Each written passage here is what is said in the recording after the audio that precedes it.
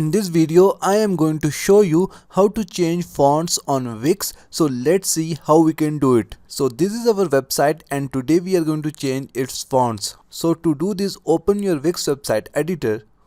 Now to change the fonts of your Wix website, from the left menu just click on site design.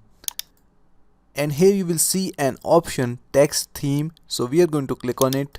Now at first we are going to change the text style of heading 1. So we are going to select heading 1 from here. Now we are going to change its font and then click on apply. And as you can see that our heading 1 font is now changed. Now we will do the same for the heading 2. So we are going to select it, select the font and then click on apply. And as you can see that heading 2 font is now changed. And now if you want to change the font of this paragraph, so we are going to scroll down and select paragraph style from here.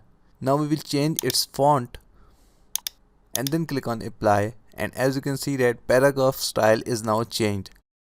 So using this site design tool, you can change the design of your whole website. But if you want to change the font of a particular text, just close it from here, select the text and then click on edit text. Now here you will see fonts, select the font and in this way your font style will be changed. So this is how you can change fonts in Wix. That's it for today. Thanks for watching. Please like and subscribe.